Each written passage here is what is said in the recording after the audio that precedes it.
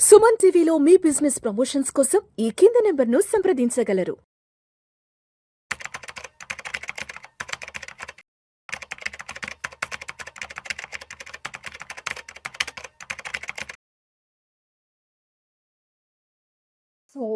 Welcome to Suman TV viewers and I'm Madhvi Reddy, certified financial planner and mutual fund distributor. So అందరికీ తెలిసిందే 2013లో మనం చూసుకున్నట్లయితే ఈ direct plans వచ్చాయి. So ఎవరిది అంటే డైరెక్ట్గా ఏఎంసీస్కి వెళ్ళి అక్కడే బై చేసేసుకుంటున్నారు, లేదు ఏదైనా యాప్స్ని యూస్ చేసుకొని బై చేసేసుకుంటున్నారు. So do they really uh lower fees ఏదైతే ఉంటుందో నిజంగా హయ్యర్ రిటర్న్స్ ఇన్వెస్టర్స్కి ఇచ్చాయా లేదా అంటే మనకి 2013లో స్టార్ట్ అయింది. సో ఇప్పుడు మనకి 2026. సో ఎవరైతే ఈ డైరెక్ట్ ప్లాన్స్లోకి వెళ్ళారో నిజంగా వాళ్ళు అంత గెయిన్ అయ్యారా, రియల్లీ ఈ తక్కువ మనకి ఏవైతే ఫీజ్ ఏదైతే లో ఉందో ఈ డైరెక్ట్గా వెళ్ళిన వాళ్ళకి హయ్యర్ రిటర్న్స్ వచ్చాయా లేదా అనేది మనము ఒకసారి గమనిద్దామండి. సో ఇక్కడ ఏంటంటే మనకి డైరెక్ట్ ప్లాన్స్ ఇప్పటి వరకు మనం చూసుకుంటే ఓన్లీ 30% ఏయుఎంలో ఏయుఎం అసెట్స్లో 30% మాత్రమే డైరెక్ట్గా వెళ్ళారు. ఇంకా 70% వరకు డిస్ట్రిబ్యూటర్స్ ద్వారానే మనకి జరుగుతూ ఉంది.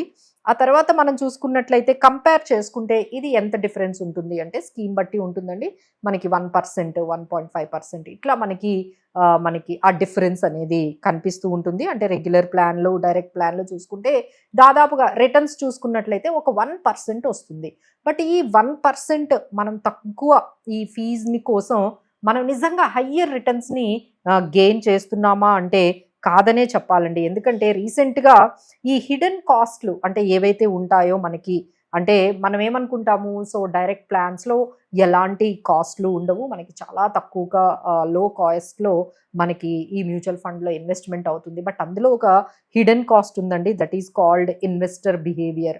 సో ఈ ఇన్వెస్టర్ బిహేవియర్ వల్ల చేసే మిస్టేక్స్ అసలు ఈ 1% కాస్ట్ని ఎప్పుడో దాటిపోయాయండి. అంతకన్నా ఎక్కువ లాసెస్లోకి వెళ్ళిపోతూ ఉన్నారు.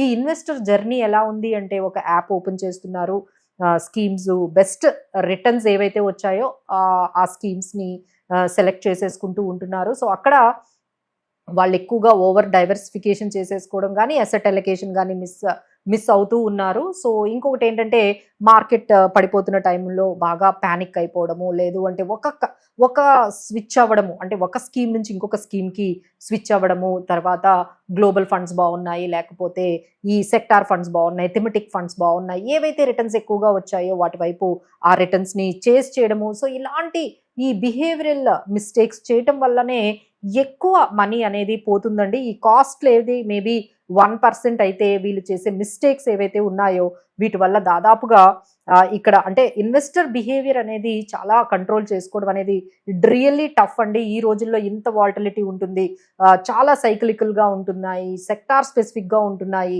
ఈ రోజు బాగా పెర్ఫామ్ చేస్తున్న మిడ్ క్యాప్ మేబీ 1-2 ఇయర్స్ తర్వాత పెర్ఫామ్ చేయకపోవచ్చు. సో మీరు ఈ రోజు ఏదైతే తీసుకున్నారో టాప్ పెర్ఫార్మర్ అని 2 ఇయర్స్ తర్వాత అది అంత బెస్ట్ పెర్ఫార్మర్ కాకపోవచ్చు.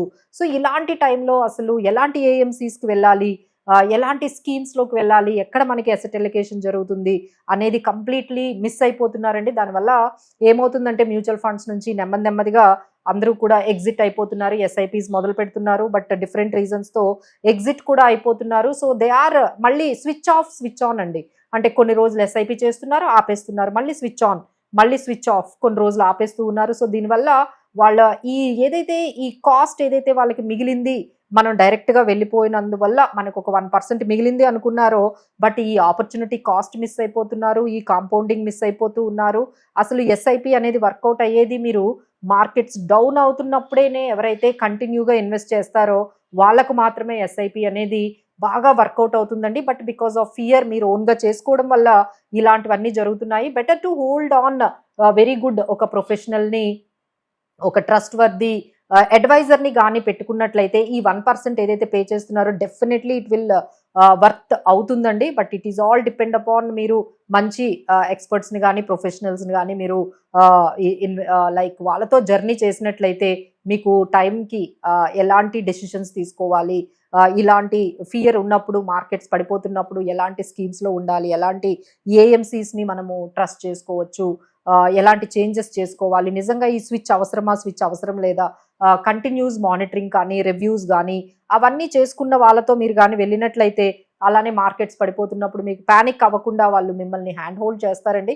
All these things can be overcome అయితే మీకు ఖచ్చితంగా చేస్తారు. బట్ ఎవరు మనము లైక్ ఈ పర్టికులర్ డైరెక్ట్గా వెళ్ళిపోవచ్చు అంటే ఎవరైతే ఈ మార్కెట్ వాల్యూషన్స్ గురించి బాగా అండర్స్టాండింగ్ ఉంటుందో, లేకపోతే ఈ రిటర్న్స్ రిస్క్ని ఆలోచించగలిగే వాళ్ళు ఎవరైతే ఉంటారో, అలానే డిసిప్లైన్డ్గా మార్కెట్లో మేము ఉండగలము అనే ఎవరికైతే ఆ పర్టికులర్ మైండ్ సెట్ ఎవరికైతే ఉంటుందో, ఎస్పెషల్లీ అసెట్ ఎలకేషన్ని అంటే ఈక్విటీలో లేకపోతే గ్లోబల్ ఫండ్స్లో, తర్వాత మనకి కమోడిటీస్లో అండ్ డెట్ ఫండ్స్లో ఎంత పర్సంటేజ్ ఉండాలి అనేది ఎవరికైతే అర్థమవుతుందో ఆ పర్సంటేజ్ని కరెక్ట్గా వాళ్ళ లైఫ్ స్టేజ్ బట్టి, గోల్ బట్టి ఎవరైతే మేనేజ్ చేసుకుంటూ వెళ్ళగలుగుతారో వాళ్ళకైతే ఈ డైరెక్ట్ అనేది సెట్ అవుతుందండి. బట్ ఈ విధంగా మీ పర్సనల్ లైఫ్లో ఉండే చేంజెస్ని, మార్కెట్లో వస్తున్న చేంజెస్ని అలైన్ చేసుకుంటూ మన ఇన్వెస్ట్మెంట్స్ చేయడం అనేది నౌవేడేస్ ఈజ్ వెరీ టఫ్ అండి. ఎందుకంటే మన పర్సనల్ లైఫ్లో కూడా చాలా చేంజెస్,